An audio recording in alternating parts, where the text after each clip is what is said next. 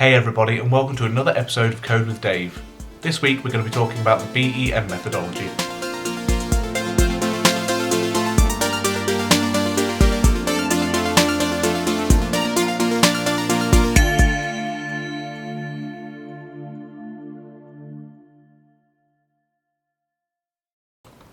So to get started, what is the BEM methodology? Well, we can break it down into three parts. The B, which is the block, the E, which is the element, and the M, which is the modifier.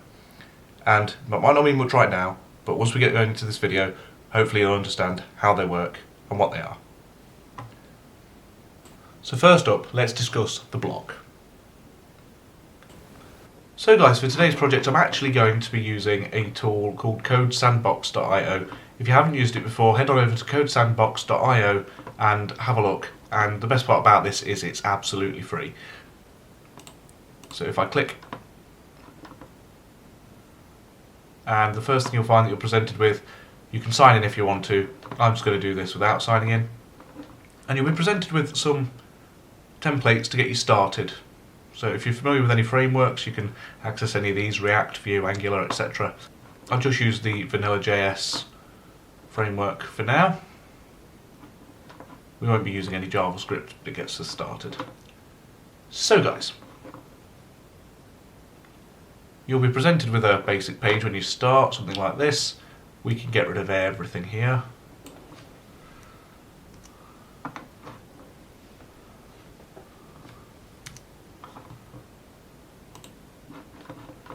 And we'll just go to our index.html. And here we have a page where we can start doing some coding. So let's just bring this down. So we have a space here where we can build something. So I am going to start by explaining to you, as we said, what is the block. So when you are creating anything, any component in your HTML code, you are creating a block. So in this case, a block could be anything from a header to a card component on your page to a form or something similar. For this example, I'm going to use a card example. We're going to do a product card, and I'm going to start by saying that I have a div, and I'm going to just give it simply a block name of card.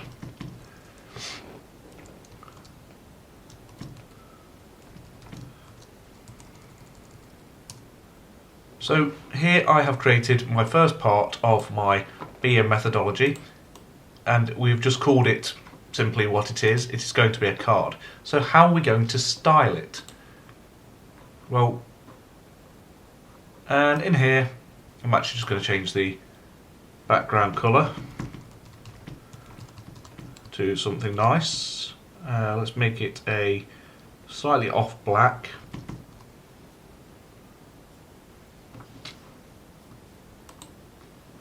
And make sure we import that, of course, into our HTML.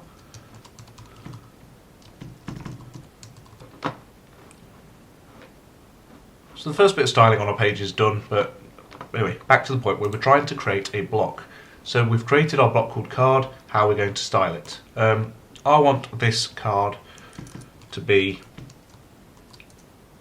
white, so background colour of white. Just going to use a hex code of FFF. We're going to need to give it a width. Let's make it 300 pixels. And a height of, let's make it a bit bigger, 500 pixels. Yep, 300 by 500 seems a bit large. Let's make it 300 by 400. Oh, not 5,400. And let's actually bring the width down a tiny bit.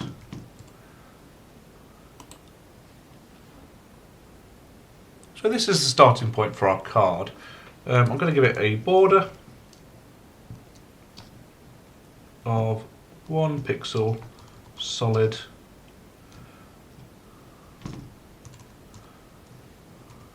black, a 2 pixel black. Let's give it a border radius, because I like my cards to be curved, 5 pixels. Let's give it a little bit more. Oops. There we go, looks a bit more like a card. And I know that when I style my card, I am going to want an image, I'm going to want a title, and then I'm going to want some text and maybe a button here. So I'm actually going to style this as a flex item. So thinking ahead, display flex.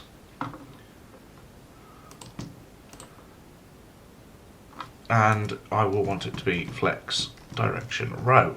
Sorry, column. Flex direction column. That. And of course there's nothing in there yet, so we can't see the flex, but we will once we start to put some components in. So anyway, if we go back to my HTML, we've completed our first part of our BEM methodology. We have created the block. Next, let's discuss the element. So the next step is to create an element.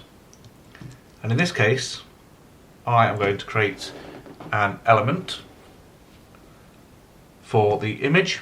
I'm going to create an element for the title, and I'm going to create an element for the description and another element for the button. So let's just map these out simply. There will be an image, there will be a header, I'll make it a H2, will be a paragraph, and there will be a button. And of course, let's just make sure we do this properly.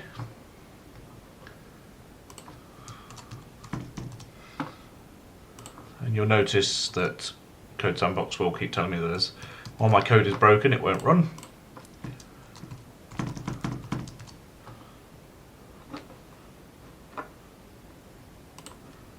Let's just find an image to put in here for now. Anyway, so I've just gone and pulled an image from Unsplash.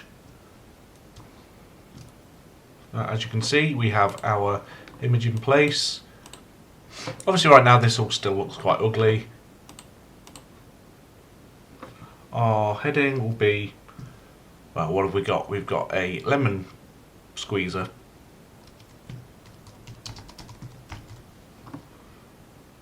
And then we have a paragraph.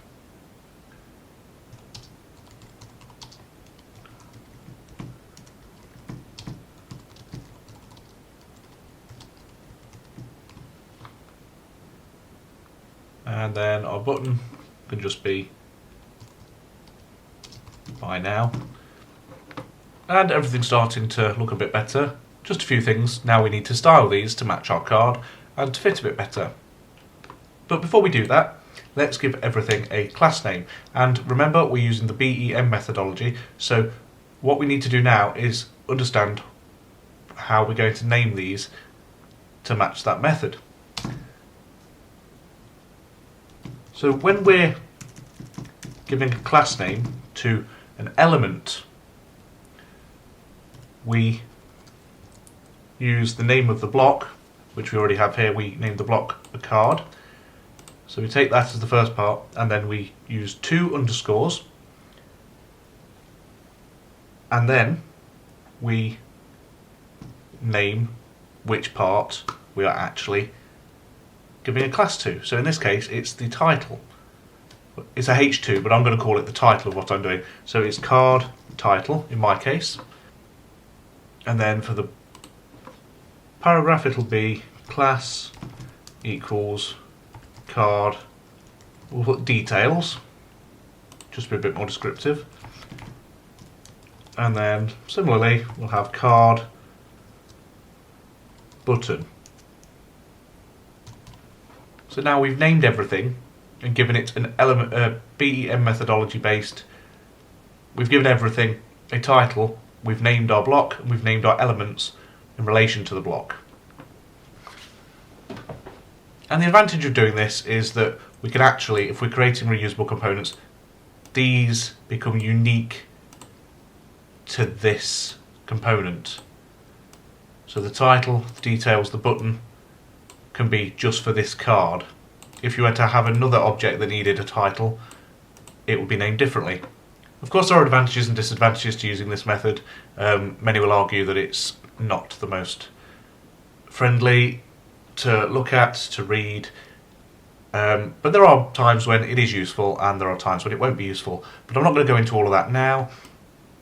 If you really want to see the advantages and disadvantages of using this methodology, do go and have a look for yourself online. There's plenty to read up on and get an idea of when or when not you might be using it. Anyway, to continue, we have given each of these its element name. So if we go back, let's create them here. So we had a card title,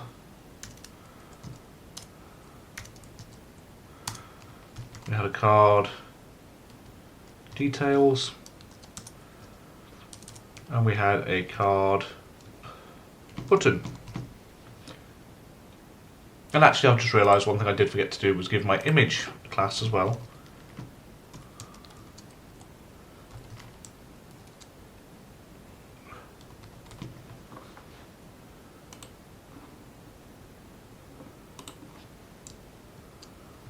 So if we go back in and just add that.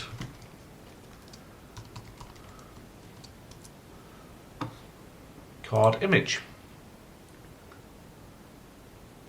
So one thing I am going to do first is just go back to my card, and I am going to give that an overflow hidden, because at the minute everything is overflowing the edges, but now it isn't.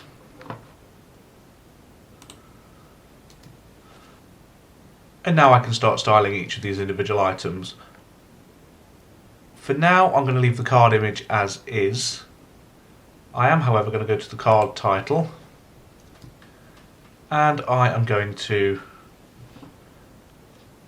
give it a padding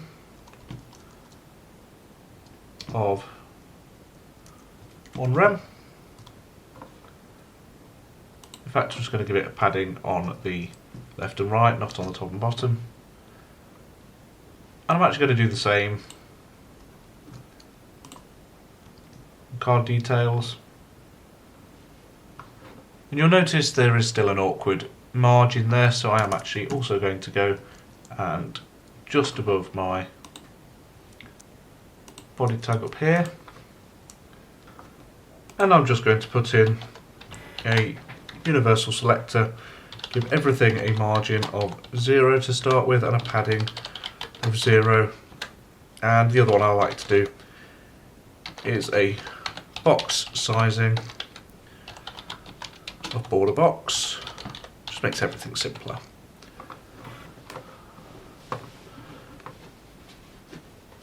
And now I can start actually styling these a little bit better than I was doing before. So like I say, I'm going to leave the card image. We've changed the padding onto these items. The card button, however, I'm going to give a margin top of auto, and that will just push it down to the bottom like so. Let's also give it an outline of 0,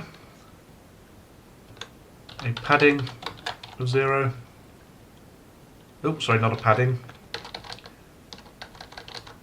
a border of 0,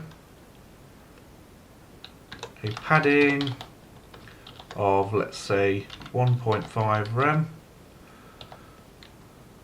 A little bit too much, let's make it 1 rem. I think that, let's bring it down just a tiny bit more. That looks nice. And if I give it a colour, background colour that is, of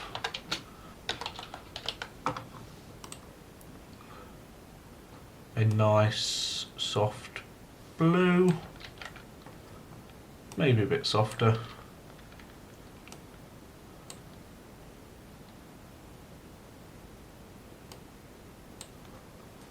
That will do for now. Let's go in. I'm just going to change my font family to something a little nicer. That looks a little nicer with Arial than it did with the default.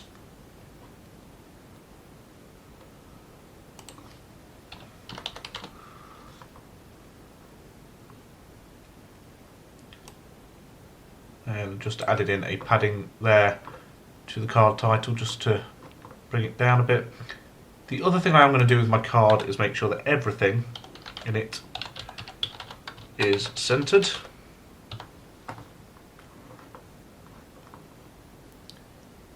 And there we have quite a simple card design. And we have used our block to create the card itself, then we've styled out the elements. And now guys, it's time to discuss the modifier.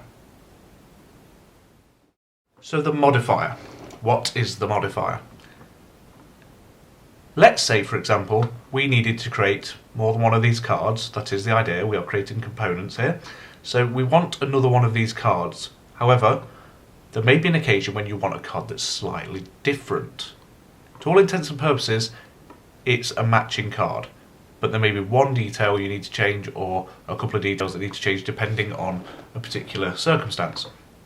So, you have to use the idea of a modifier. The bulk of what we've designed will be in our block and our element. So for this example,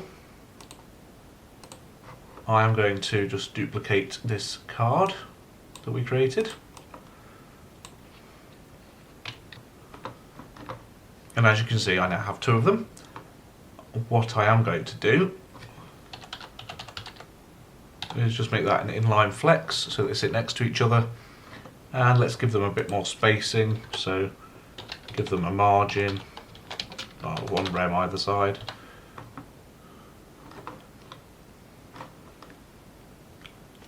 So in this circumstance, I'm going to have two cards. But let's say, on my page, I need one of these products to be featured. Or let's say it's low on stock, so I want to style it differently. Well, the easiest way to do this would be to use what we've already got, but add a modifier, would you believe? So, I can either use the modifier on my card by using a double dash or double hyphen, and then the name of the modifier. Or, more commonly, you'll find that you add the modifier sometimes onto the title. You may want to change the title for a certain card, or the details, or the button for that matter. So I could go card, button, and then just say we want it to be red. And you'll notice, because I've done that, I'm going to lose all of that styling. So what I'll do is you still use your element class, but you also use your element class with the modifier. It will still have all of the attributes of the card button, but it's going to have some extra attributes from the card button red. So let's go and create that.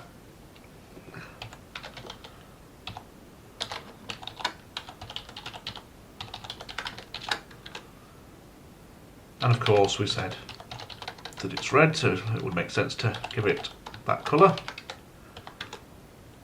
And we will give it a text colour of white.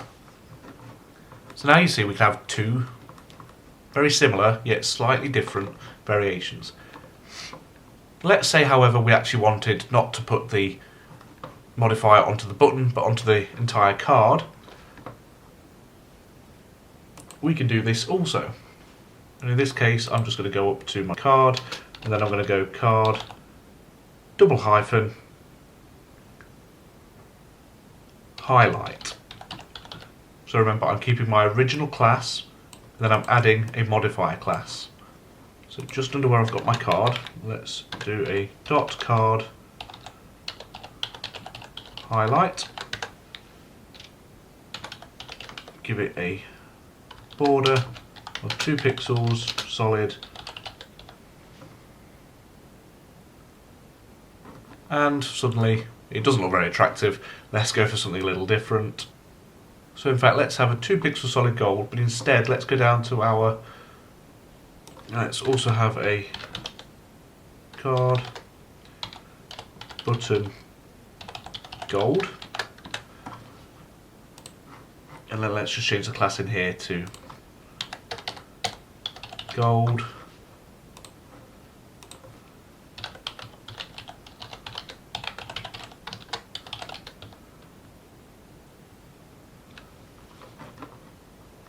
And suddenly we have a different styled card. But of course, we can still use our original.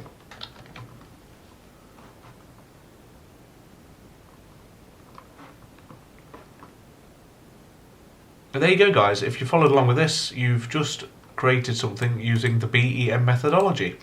So you created your block, you created your elements, your card image, your card title, your card details, etc.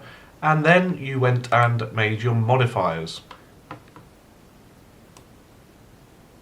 And like I've said before, do go and have a look around at the advantages and disadvantages of this. It isn't the perfect solution all of the time, but it's down to you to make that judgment call. You decide whether it suits your project or not. And guys, as usual, I'm going to say I do appreciate your feedback, so do feel free to leave a comment down below. And as usual, please do share, do like, and definitely do subscribe.